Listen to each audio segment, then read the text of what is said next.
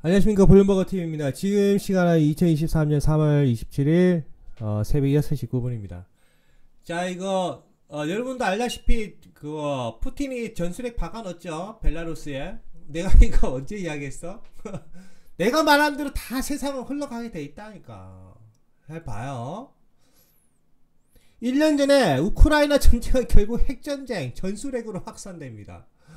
1년 전에 이야기한 거야. 1년 전에 전술핵 꼬봉이한테 벨라루스 뻔한 거 아니야? 그리고 또 화룡천천 6개월 전에도 내가 러시아는 전술핵을 이번에 합병대 지역에 배치합니다. 근데 합병되고 나서 원래 거기다가 전술핵을 박아 넣으려고 했는데 우크라이나가 서방 무기를 가지고 와서 지금 갈등이 벌어진 거라고. 오히려 더 확산이 된 거야, 전쟁이. 합병된 지역을 러시아가 유지를 했으면 원래 거기다가 전술핵을 박아 넣으려고 했어요. 최후 방어선으로.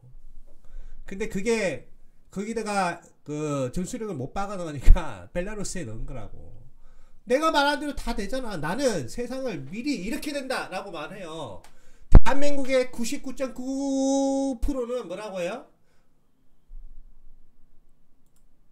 뉴스를 그냥 읽잖아. 뉴스를 읽는데 그 사람들은 몇십만 유튜버야. 나는 그런 것들을 사람들이 보고 와 이러는 거 보고 나는 그 자체가 이해가 안 돼. 대한민국의 수준이, 의식 수준이 그렇게 떨어진다는 거야.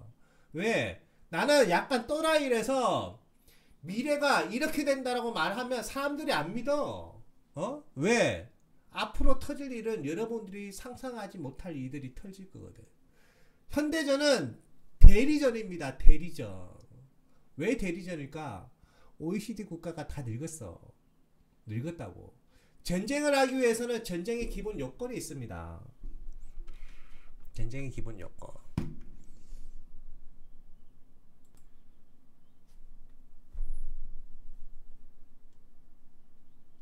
됐다. 전쟁의 기본 요건 첫 번째, 생산 고용 인구가 몇 프로더라? 60%인가? 전체 인구의 생산 고용 인구가 60%인가를 넘어야 돼. 즉 초고령화 사회에서는 전쟁이 안 일어나. 본전은 안 일어나. OECD 국가는 거의 90% 이상이 지금 초고령화 사회를 눈앞에 두고 있어요. 그래서 OECD 국가끼리는 절대로 본전 안 해. 대리전이지. 이 대리전의 양상이 약간 개념이 다른 거죠. 본전을 하더라도 사람이 본격적으로 총 들고 땅땅땅 쏘진 않는다고. 사람 대신 뭐? 드론을 하는 거고. 아니면 대리전의 다른 방향. 나의 꼬붕이가 되는 국가를 시키는 거라고. 미국의 꼬붕이는 누구야? 우크라이나. 러시아의 꼬붕이는 뭐? 벨라루스.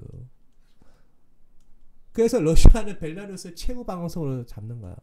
전술핵 박아 넣는 거라고. 왜? 미국이 예를 들어 벨라루스를 공격하거나 미국이 벨라루스를 공격할 리는 없겠지. 우크라이나가 또라이가 된 상황에서 벨라루스 딱 공격하지. 가면 푸틴 입장에서는 명분이 생기는 거야. 전술핵을 바로 쏠 명분이 생기는 거라고. 그거를 유도를 하는 건 아니까 안 보여? 유럽 쪽에서 이렇지.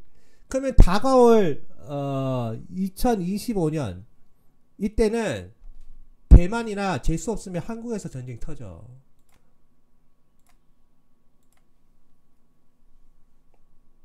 (25년에서) (26년에는) 새로운 스태그플레이션 시즌2가 가장 고점일 때야. 왜? 이때가 흑점 폭발할 때 가장 고점이거든.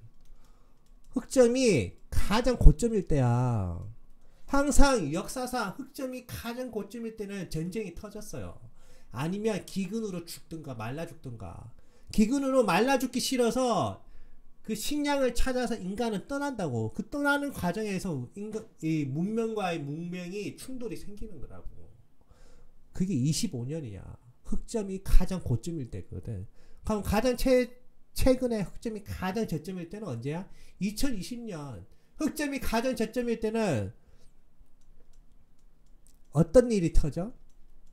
각종 질병이 생겨. 왜? 태양 에너지가 적게 들어오기 때문에. 그래서 뭐가 터진 거야? 대표적으로 코로나. 코로나. 이거는 음모론적인 것도 있겠지만 역사상 통계니까 무시하면 안 되겠죠. 자, 2025년에서 26년은 아시아 쪽에서 전쟁이 터지는데 이것도 대리전으로 가겠죠. 중국의 꼬붕이는 아직 없죠. 하지만 우리가 유추는 가능해. 중국의 꼬붕이는 북한, 미국의 꼬붕이는 남한. 재수 없으면 우리 전쟁이 일어나. 전쟁이 일어난다고. 그래서 나는 대한민국이 핵무장을 해야 된다고. 핵무장. 아니면 미국을 어떻게든 구워 삶아서 전술핵을 우리가 가져와야 돼. 내가 이야기했잖아. 그 전에 이것도 다 강의했지. 대한민국의 정치 대외 정치 포지션.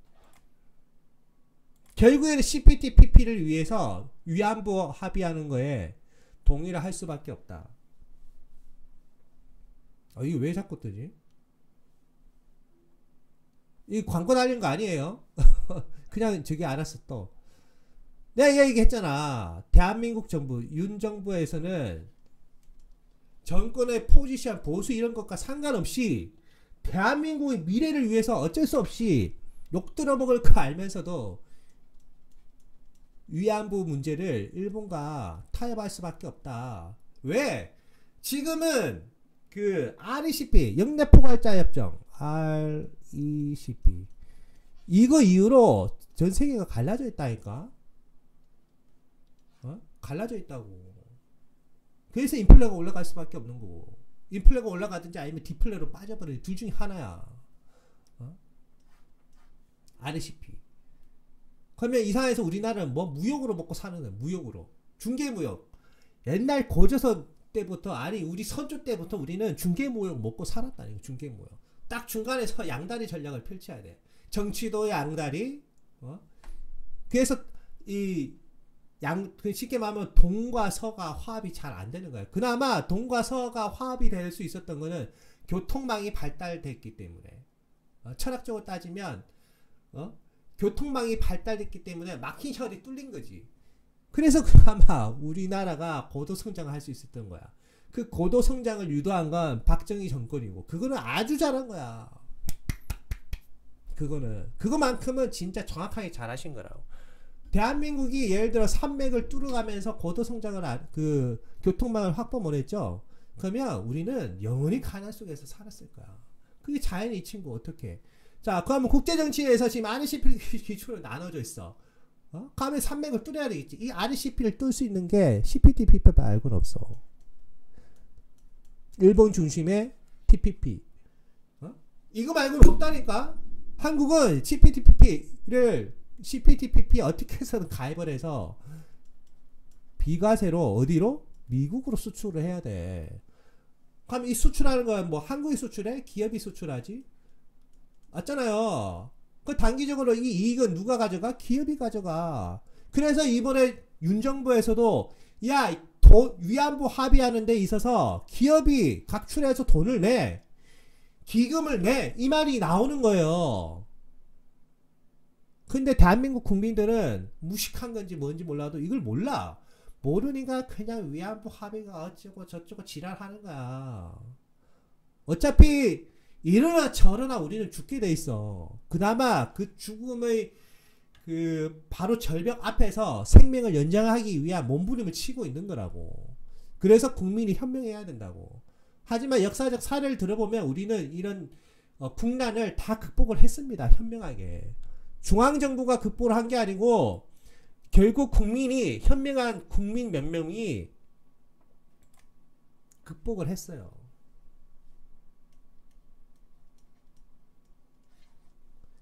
우리 역사를 보면 위병장이란 걸 알죠? 지방의 호국 세력, 호족인가? 다 호족 집단. 이 지방의 호족 집단이 평화로울 때는 야 우리 나만 먹고 살래 이러지만은 웃긴 게 우리나라는 지방의 호족 세력, 지방의 호족 일명 토착 세력들이 이 나라 땅덩어리가 대한민국이란 나라 땅덩어리가 위협을 받잖아요. 그러면 나만 먹고 살기가 아니라 나라를 지켜야 되겠다로 의병장으로 바뀌어. 어? 이게 이상한, 이 부분이 좀 아이러니하지만 그래. 우리나라의 역사는. 그래서 대한민국은 나는 무궁무진하다고 생각해. 자, 왜 그러냐? 옛날에 제가 금 이야기를 하면서 스파르타, 펠로폰네소스 전쟁, 그걸 이야기를 하죠. 자, 스파르타, 펠로폰네소스 전쟁, 기원전 5세기 때 전쟁을 할 때 아테네와 스파르타가 있었어. 결론은 스파르타가 이겼지. 그런데 더 웃긴 건 스파르타가 이겼지만 지금 스파르타를 기억하고 있습니까? 영화 속에나 나오지? 스파르타는 결국 망했어. 맞죠? 그것도 부귀영화 얼마 못 가고 바로 망했어. 나는 이거에 주목을 하고 있는 거야. 이거. 그 다음 스토리는 뭘까? 어? 자, 나는 그래도 아직까지는 한국이 정신만 차리면 부귀영화를 더 누릴 수 있다고 생각하는 게, 과거 스파르타 기원전 5세기를 따지면 아테네는 미국이고 스파르타는 중국이야. 중국을 중심으로 한 브릭스 국가라고. 자, 그러면 생각을 해봅시다. 과거 역사가 답습이 되면 미국이 언젠가는 무너지고 중국과 브릭스 중심의 강대강의 새로운 형성이 될 건데, 이 스파르타 얼마 못 간다. 그러면 이 스파르타 옆에 있던 조용히 그냥 쉽게 말하면 어부지리지. 어부지리. 제3자.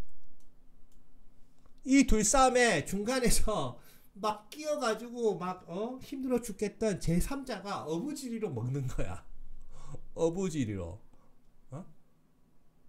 어부지리로. 기회만 노리고 있었던 거지. 기회만. 언젠간 너도 죽게 돼 있다. 왜? 전쟁을 했기 때문에. 전쟁에서 당장은 죽겠지만 엄청난 군비 출혈이 있었기 때문에 역사는 말한다. 너는 무너질 거라고. 중국과 브릭스 중심으로 부귀영화를 잠시 누리겠지만 결국 이네들은 무너질 거라고 생각해. 왜? 엄청난 군비와 새로운 전 세계를 장악하고 나서 그를 유지하는 관리비가 엄청나게 들어요. 엄청나게.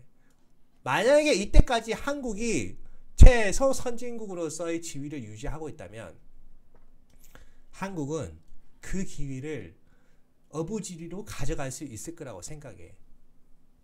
경제적으로도 지금 그 확률이 높은 이유가 북극해가 열리고 있잖아요.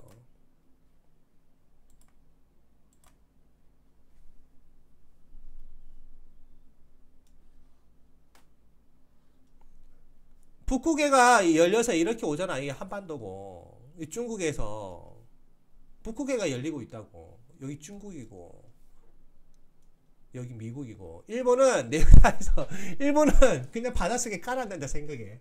일본은 우리는 바닷속에서 깔아놓고 역사속에 사라진다 생각합시다. 기분 좋게. 쪽발이들. 자, 그렇게 되면 중국과 브릭스 중심 국가들이 어느 날은 관리비를 못 하니까 망해. 그러면 이때까지 만약에 한국이 선진국가로서의 지위를 누리고 있다면 한국은 어부지리로 먹는 거야. 중국과 브릭스가 무너지는데 북한이라고 안 무너질 것 같아? 그러면 자연스럽게 한국과 남한과 북한은 한 땅덩어리가 되는 거라고. 그러면서 어떻게 돼? 과거 광개토대왕 때의 영토를 흡수합병을 하는 거지. 제발 국민 여러분 정신 차리세요. 대한민국의 저력은 무궁무진합니다. 대신에 전제 조건이 있습니다. 여러분들이 정신을 차려야 됩니다. 국가가 이때까지 대한민국 역사를 보면 국가가 노력을 해서 부흥이 된 경우는 한 번도 없습니다. 군단이 올 때마다 우리 선조의 왕들은 다 도망갔습니다. 몇 명 빼고. 대다수는 도피하기 바빴습니다. 하지만 그 국난을 극복하고 새로운 세계를 만든 것은 여러분입니다. 여러분.